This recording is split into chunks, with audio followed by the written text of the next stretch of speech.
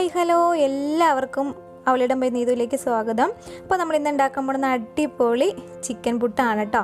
നല്ല ടേസ്റ്റാണ് കഴിക്കാൻ, ബ്രേക്ക്ഫാസ്റ്റിനും വൈകുന്നേരം ഒക്കെ കഴിക്കാൻ നല്ല ടേസ്റ്റാണ്. രാവിലത്തെ ബ്രേക്ക്ഫാസ്റ്റിന് ഈ ഒരു ചിക്കൻ പുട്ടും പിന്നെ നല്ല ചെറു ചൂടുള്ള കട്ടൻ ചായ ഉണ്ടെങ്കിൽ അടിപൊളിയാണ് അന്നത്തെ രാവിലത്തെ ഭക്ഷണം. അപ്പോൾ നമുക്കിത് എങ്ങനെ ഉണ്ടാക്കണമെന്ന് നോക്കാം. ആദ്യം ഞാൻ ചിക്കന് കുറച്ച് ഉപ്പും മഞ്ഞൾപ്പൊടിയും കുരുമുളക് പൊടിയും കൂടെ ഇട്ടിട്ട് കുക്കറിൽ ഒന്ന് വേവിച്ച് വെച്ചതാണിത്. ഇത് എല്ലില്ലാത്ത കഷ്ണങ്ങളാണ്, എല്ലില്ലാത്ത കഷ്ണം എടുക്കാവും ഏറ്റവും നല്ലത്. പിന്നെ ചിക്കന് പകരമായിട്ട് നിങ്ങൾക്ക് വേണമെങ്കിൽ ബീഫും എടുക്കാം. നല്ലപോലെ വേവിക്കണം, എന്നാലും നമുക്കത് പൊടിച്ചിട്ട് എടുക്കേണ്ടതാണ്. അപ്പോൾ കൈകൊണ്ട് വേണമെങ്കിൽ പൊടിച്ചെടുക്കാം, അല്ലെങ്കിൽ മിക്സിയിൽ വെച്ചിട്ടും ഇതേപോലെ ഒന്ന് പൊടിച്ചിട്ടെടുത്താൽ മതി. നിങ്ങളെ സൗകര്യം പോലെ എങ്ങനെയാണെന്ന് വെച്ചാൽ ചെയ്യാം.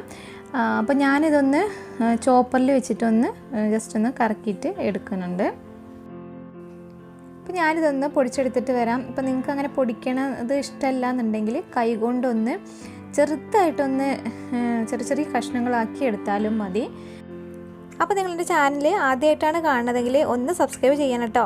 അതിന് തൊട്ടപ്പുറത്തുള്ള ബെല്ലൈക്കണും ക്ലിക്ക് ചെയ്താൽ ഞാൻ ഇടുന്ന വീഡിയോസിന് നോട്ടിഫിക്കേഷനൊക്കെ കിട്ടും. ലൈക്കും ഷെയറും കമൻറ്റും ഒന്നും ചെയ്യാൻ മറക്കരുത് കേട്ടോ. അപ്പോൾ ഞാനിതാ ഇവിടെ അത് ചോപ്പറിലിട്ടൊന്ന് ചോപ്പ് ചെയ്ത് കൊണ്ടുവന്നിട്ടുണ്ട്, ജസ്റ്റ് ഒന്ന് പൊടിച്ചെടുത്തിട്ടുണ്ട്. പിന്നെ ഇനി നമുക്കിതിന് മസാല ഉണ്ടാക്കിയെടുക്കണം. അപ്പോൾ നമുക്കത് മസാല ഉണ്ടാക്കാനായിട്ട് തുടങ്ങാം.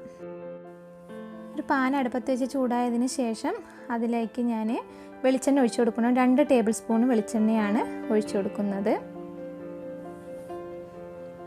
അതൊന്ന് ചൂടായതിന് ശേഷം ഇഞ്ചിയും വെളുത്തുള്ളി ചതച്ചതെടുത്തിട്ടുണ്ട്. ഒരു ചെറിയ കഷ്ണം ഇഞ്ചിയും ഒരു 4-5 വെളുത്തുള്ളിയും കൂടെ ചതച്ചത് അതിനകത്തേക്ക് ചേർത്ത് കൊടുക്കുന്നുണ്ട്.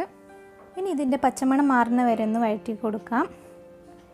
ഇനി അതിലേക്ക് ഞാൻ ഒരു തണ്ട് കറിവേപ്പിൻ്റെ ഇലയും കൂടെ ചേർത്ത് കൊടുക്കുന്നുണ്ട്. അതൊന്ന് വഴറ്റി ഇഞ്ചിയും വെളുത്തുള്ളീൻ്റെ പച്ചമണം മാറിയതിന് ശേഷം അതിലേക്ക് 3 ചെറിയ സവാള അരിഞ്ഞത് ചേർത്ത് കൊടുക്കുന്നുണ്ട്. സവാള ഇതേപോലെ ചെറുതായിട്ട് അരിഞ്ഞിട്ടെടുക്കണം കേട്ടോ. ഇനി അതൊന്ന് നന്നായിട്ടൊന്ന് വഴറ്റി കൊടുക്കാം. പിന്നെ അതിലേക്ക് ഒരു പച്ചമുളക് അരിഞ്ഞതും കൂടി ചേർത്ത് കൊടുക്കുന്നുണ്ട്. ഇത് നല്ലപോലെ ഒന്ന് വഴറ്റിയെടുത്തിട്ടുണ്ട്. ഇനി അതിലേക്ക് ഞാൻ 2 ടേബിൾ സ്പൂണ് കാശ്മീരി മുളക് പൊടി ചേർത്ത് കൊടുക്കണം കേട്ടോ. എരിവൊക്കെ നിങ്ങളുടെ ഇഷ്ടത്തിനനുസരിച്ച് ചേർക്കാം. ഞാനിപ്പോൾ കാശ്മീരി മുളക് പൊടി ആയതുകൊണ്ട് 2 ടേബിൾ സ്പൂൺ ചേർത്ത് കൊടുത്തിട്ടുണ്ട്. പിന്നെ 1/2 ടീസ്പൂൺ മഞ്ഞൾപ്പൊടിയും കൂടി ചേർത്ത് കൊടുക്കുന്നുണ്ട്.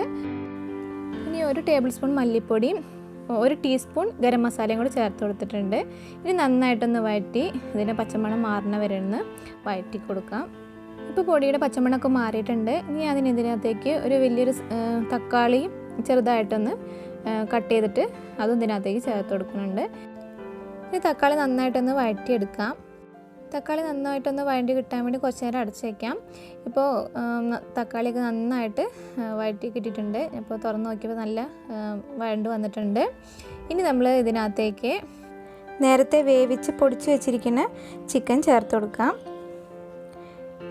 എന്നിട്ട് നന്നായിട്ടൊന്ന് മിക്സ് ചെയ്ത് ഈ മസാലയൊക്കെ ആയിട്ടൊന്ന് യോജിപ്പിച്ചിട്ട് എടുക്കാം. അപ്പോൾ നിങ്ങൾക്ക് ഇതേ ഗ്രേവി തന്നെ ഉണ്ടാക്കണമെന്നില്ല.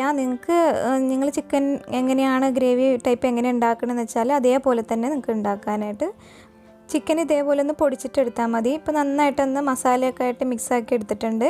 ഇനിയിപ്പോൾ ഇത് ചിക്കൻ വേവിച്ച് വെച്ചിരിക്കുന്ന സ്റ്റോക്കാണ്. നമ്മൾ നേരത്തെ വേവിച്ച് ബാക്കിയുള്ള ആ വെള്ളമാണ്. അത് ഇതിനകത്തേക്ക് കുറേശ്ശെയായിട്ട് ഒഴിച്ചു കൊടുക്കാം. നമ്മളിത് കുറച്ചൊരു ചെറുതായിട്ടൊരു ഗ്രേവി ടൈപ്പിലാണ് എടുക്കുന്നത്, അങ്ങനെ വേണം എടുക്കാനായിട്ട്. അപ്പോൾ നമ്മൾ ആ വെള്ളമൊക്കെ ഒഴിച്ചിപ്പോൾ കുറച്ചൊരു കുഴഞ്ഞൊരു പരുവത്തിലായിട്ടുണ്ട്.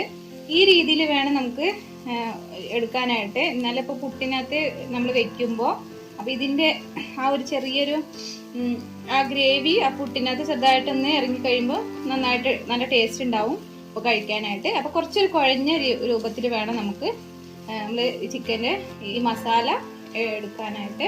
അപ്പോൾ നമ്മൾ റെഡി ആയിട്ടുണ്ട്. ഇനി നമുക്കിത് വാങ്ങി വെക്കാം, എന്നിട്ട് പുട്ടുണ്ടാക്കാനായിട്ട് തുടങ്ങാം.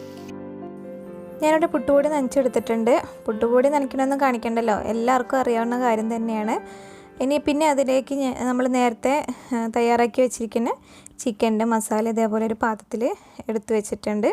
ഇനി നമുക്ക് പുട്ടുണ്ടാക്കാനായിട്ട് തുടങ്ങാം. ആദ്യം ഞാൻ പുട്ടുകുറ്റിയിൽ 1 സ്പൂണ് തേങ്ങ ഇട്ട് കൊടുക്കുന്നുണ്ട്. പിന്നെ അതിൻ്റെ മുകളിലേക്കായിട്ട് ചിക്കന് ഇട്ട് കൊടുക്കുന്നുണ്ട്. ചിക്കൻ 2 സ്പൂൺ ഇട്ട് കൊടുക്കുക. അത് നിങ്ങൾക്ക് ഇഷ്ടമുള്ള അത്ര ഇട്ട് കൊടുക്കുക കേട്ടോ. പിന്നെ അതിൻ്റെ മുകളിൽ പുട്ടുപൊടി ഇട്ട് കൊടുക്കുന്നുണ്ട്. പിന്നെ ചിക്കന് ഇട്ട് കൊടുക്കുന്നുണ്ട്. പിന്നെ അതിൻ്റെ മുകളിൽ പുട്ടുപൊടി, പിന്നെ ചിക്കൻ, പിന്നെ തേങ്ങ, അങ്ങനെ ഇടവിട്ട് ഇട്ട് കൊടുക്കുന്നുണ്ട്. ഇത് ലെയർ എങ്ങനെ ചെയ്യണമെന്നൊക്കെ നിങ്ങളുടെ ഇഷ്ടത്തിനനുസരിച്ച് ചെയ്യാം. ഇപ്പം ഞാനിങ്ങനെയാണ് ചെയ്തിരിക്കുന്നത്. നിങ്ങൾക്ക് തേങ്ങ ഇല്ലെങ്കിലും ചെയ്യാം കേട്ടോ. ഇനി നമുക്കിത് ആവിയിൽ വേവിക്കാൻ വെക്കാം. ഇപ്പം നമ്മൾ പുട്ട് ആവിയിൽ വെച്ചിട്ടുണ്ട്. ഇനി ഇത് വേവുന്ന വരെ നമുക്ക് വെയിറ്റ് ചെയ്യാം. ഇപ്പോൾ പുട്ടിൻ്റെ ആവിയൊക്കെ വന്നിട്ടുണ്ട്. ഇനി നമുക്ക് വാങ്ങാം. ഇപ്പം ഞാനിവിടെ ഒരു പ്ലേറ്റിൻ്റെ ഷേപ്പിൽ വാഴയില വാട്ടിയെടുത്തിട്ടുണ്ട്. അതേ ഷേപ്പിലൊന്ന് കട്ട് ചെയ്തിട്ട് എടുത്തിട്ടുണ്ട്. അതൊരു ഭംഗിക്ക് വേണ്ടിയിട്ട്, ഫോട്ടോ എടുക്കുമ്പോഴൊക്കെ ഒരു ഭംഗിക്ക് വേണ്ടിയിട്ട് ചെയ്തിട്ടുണ്ട്. പിന്നെ വാഴയിലാവുമ്പോൾ ആ ചൂടോടെ വെക്കുമ്പോൾ ഒരു പ്രത്യേക ടേസ്റ്റും ആണല്ലോ. അപ്പോൾ ഞാൻ വാഴയില അതേപോലെ ചെയ്തെടുത്തിട്ടുണ്ട്. ഇനി നമുക്ക് പുട്ട് അതിനകത്തേക്ക് വെക്കാം. അപ്പോൾ ഇതാ വരുന്നു നമ്മളെ അടിപൊളി പുട്ട് കുറ്റിയിൽ നിന്ന് ഇങ്ങനെ വന്നു. നല്ല ആവി പറക്കണ അടിപൊളി ചിക്കൻ പുട്ട് നമുക്ക് റെഡി ആയിട്ടുണ്ട്. അപ്പോൾ ഇതേപോലെ ഞാൻ അടുത്തതും കൂടെ ഉണ്ടാക്കിയെടുക്കട്ടെ. അപ്പോൾ ഇതാ അടുത്ത കുറ്റിയും കൂടെ റെഡി ആയിട്ടുണ്ട്. അപ്പോൾ അതും ഞാൻ പ്ലേറ്റിലേക്ക് വെക്കുകയാണ്. അടിപൊളി പുട്ട് നമ്മൾ റെഡി ആയിട്ടുണ്ട്. നല്ല ടേസ്റ്റാണ് കഴിക്കാൻ. അപ്പോൾ നിങ്ങളിത് ഉണ്ടാക്കി നോക്കാൻ മറക്കരുത്. ചിക്കൻ കറി ബാക്കിയുണ്ടെങ്കിൽ പോലും ഇതേപോലെ ചെയ്യാം കേട്ടോ. നല്ല ടേസ്റ്റാണ് കേട്ടോ. അപ്പോൾ നമുക്ക് പുതിയ വീഡിയോ ആയിട്ട് കാണാം. Thank you for watching.